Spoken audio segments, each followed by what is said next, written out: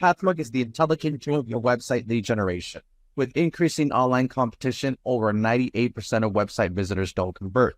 The ability to successfully show your value proposition and support visitors in their buying journey separates you from the competition online. Pathmark qualifies and converts leads on your website by figuring out where they are in the buying journey and influencing them in key decision moments with relevant micro experiences like case studies, intro videos, and much more. Stay relevant to your visitors and increase conversions by 50%. Add Pathmark to your website in seconds. Let the AI do all the work and get access to 50% more qualified leads while you keep doing marketing and sales as usual. Check us on pathmark.com. Welcome to today's episode. Let's talk about today's guest. We have Kate Mitchell from F12.net, head of marketing with them. How you doing today, Kate? I'm doing fabulous. Thank you for having me. It's great to have you on with us today. And I'm sure our listeners are tuning in, wondering what F12.net is all about. So in your own words, can you tell us a little bit more? Yep. So F12 is a 20-plus-year-old IT management company founded in Canada. We're in 3 locations. Our specialty obviously is managed services. And this year, our biggest focus is going to be on cybersecurity. I think everyone's talking about cybersecurity these days because every day there's some kind of breach, there's something happening in the news, not just in Canada, but in the US and around the world. So this is our big focus this year. Definitely, right? And so many laws out there with on cybersecurity, right? So it's definitely going to be a big deal this year. And so that way our listeners could get a good understanding of your company, Kate. What would you say is the key problems that you guys resolve for your clients? So beyond the cybersecurity solutions, if you're a mid-sized market company, you likely can't either afford having cybersecurity specialists on your team, or your IT team is really wrapped up in fixing printers and resetting passwords.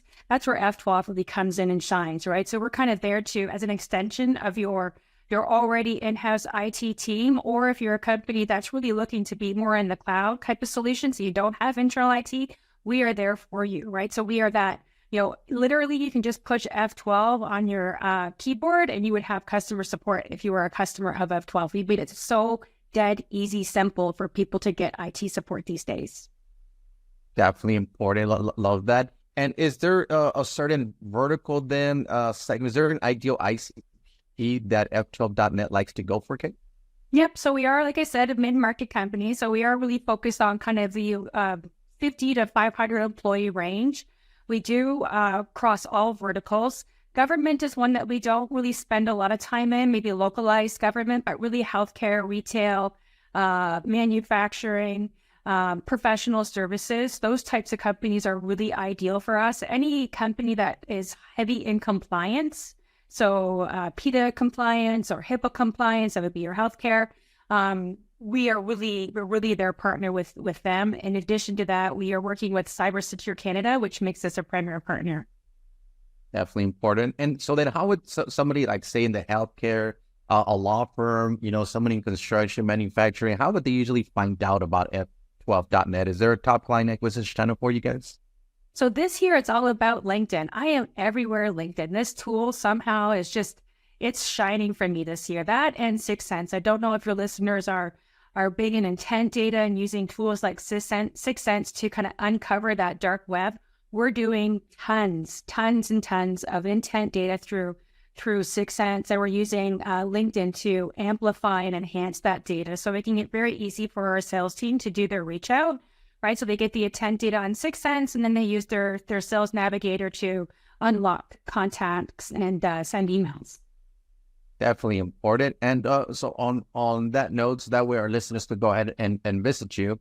You could always check them out at F12.net. What role then does the website play for client acquisition? Okay. So these days, our website, we're actually going through a rehaul of our complete brand. So in July, it'll be a brand new website. It is a HubSpot site, which is really great because it connects to our blog. It kind of connects all of our pieces together. We do use it obviously for acquisition.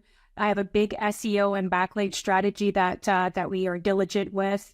Through some of our company acquisitions, we do 301 redirects to make sure that we keep that and retain the SEO that our acquired companies have invested in their brands, and those are redirected back over to F12. which, I should mention, F12's roots have been through company acquisition, right? So we've grown through acquisition. We haven't really grown through a sales and marketing effort. This would be F12's really our first year, really pushing the gas on, having a sales team in place and actively out engaging and hunting out new logos, and a marketing team who's, doing content marketing, doing lots of, we have 3 webinars a month. We have our partner marketing that's, quite extensive, doing lots of research, events. But our website will be, as of July, will be our main curtain to the world. It's going to be, I'm so excited. I can't wait for July. Definitely a couple of months away. So excited as well. And I mean, that being the first year going into marketing as the big push, also awesome to hear that. And would there be any tools or tips or methods that you would recommend to our listeners as far as some website lead generation, Kate? For lead generation, I'm going to say content marketing. Content is still reigns king. And making sure that you're using your SEO, your keywords. I know lots of people are using AI to help them enhance their blogs. Definitely a great tool. I love AI. I can't wait for more AI, but you have to make sure that you are also interfacing with that content. You can't just do AI generated content and expect that it's going to rank, because it's not going to. You need to put in your own special flavor. So content 100%. I mean, I'm doing like 3 blogs a week. I've actually canceled doing my newsletter that was going out through HubSpot. I've decided to move that right to LinkedIn. And we've grown. Like in 2 months, I think we've added like 400 followers just in a couple of months, just by shifting, very small, right? Shifting our newsletter from email, which I don't think people are really engaging with as much as they used to, onto an online platform. Way better results. So like, it is just great. I'm getting leads through LinkedIn. I'm getting people contacting us through LinkedIn. It's just, content, 100% content. Press the gas. Yeah, all right, great. Thank you so much for sharing that with us. And well, let's switch gears a little bit, Kate, and let's talk about you as a leader. You being the head of marketing there for F12.net. What are some key tasks you like to focus on your day-to-day work? So I basically live in HubSpot, honestly. So I do a lot of list building. So I will go out and do my own prospecting, looking for my ICPs, and I will check to see if there's any intent. Even if they're just an ICP for me, they fit perfectly. I will line them up. I will line them up in HubSpot for my sales team. So that's like my number one thing. First thing I do in the morning is checking HubSpot, seeing what new contacts may have come in overnight. Can I sign into sales right away? And I do the assignment into sales. And then who can I add? Who can I add through my list building activities? Like I mentioned, I'm using tools like 6sense. There's also Seamless AI, another really great tool. If some of your listeners can't dish out the big dollars for 6sense, which is quite expensive, but well worth the money. Seamless AI out of Florida, a great tool as well, help you unlock a lot of contacts. So I do a ton of that. And then as always, checking the news, seeing what's going on in the news, what kind of fresh syndicated type content can I prepare for the day and put that on LinkedIn. You'll notice on our LinkedIn page, there's something new every day. So I'm putting something up every day. My newsletters are twice a week. Blogging, almost daily on our website. And then obviously any books that I read, either on cybersecurity or on managed services, even things on marketing. Like the last book I read was This is Marketing by Seth Godin. Super book. You have to read it. Great storytelling. Tell you how to tell a story to your audience. Definitely pick it up. Well worth the read. You can apply it across so many factors of anything, not just your marketing, but the things that you're doing in your marketing in everyday life. Obviously, it's a great book, must read. All right, great. Thanks so much for sharing that. And so then, is there a channel that you like to go to find out about some marketing strategies? I mean, you give a lot, but is there one where you go and find some new marketing strategies? Where do I go? My God, I go to so many places. Marketing Profs is probably my old school go-to is Marketing Profs. Pragmatic Marketing, also super good, great tool, especially if you're in the product. If you're in the product marketing side, Pragmatic Marketing is super good because it really is about how to bring a product into market, how to price it, how to promote it, what internal teams need to interface with it. So those would be my 2 favorite sites for sure. And then Google, I love Google. Who doesn't? Yeah, true. All right, perfect, awesome. And well, let's jump to our next section here, Kate, which is our rapid fire question rounds. Are you ready for them? Oh my God, I'm scared. Easy, easy. First off, I mean, you did mention a book, but is that the last book that you read? It's a book I'm currently reading, actually. I'm just currently reading that one. Yes. Is it on my desk? No, it's not. Darn it. All right, perfect, awesome. Next then is, what is one single thing that your company is focused on at the moment the most?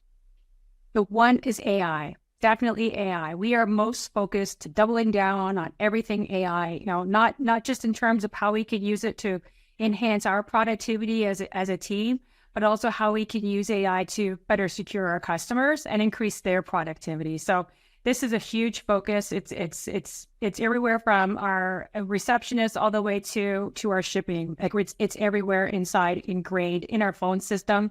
We have AI everywhere, and in marketing, we're using it as much as we can. We use it to help generate content. We're using it to do predictive analytics. And then, it's going to be something that our customers already experience and us keeping them safe from threats in the dark web. That's all right. Great to hear that from you, Kate. Now, if there would be no boundaries in technology, what would be that one thing that you want to have fixed for your role as a marketer today?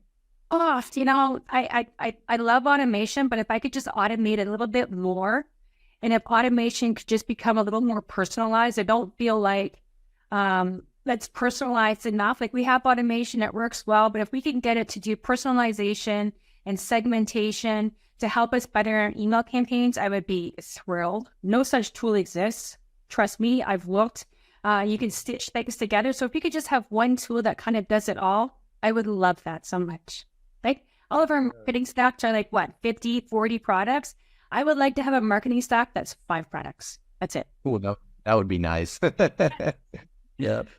All right, awesome. And well, then lastly, Kate, I mean, you have a lot of experience already in the marketing world, but what is that one piece of advice that you would give yourself if you were to restart your journey as a marketer today? I think the number one thing would be to focus on the customer, to become customer obsessed, to be customer centric. I think back in my early days, I was very product and company obsessed, right? So promoting the company, promoting the product instead of thinking about the customer, how the customer is how they want this product, how to put the voice of the customer into your product or service.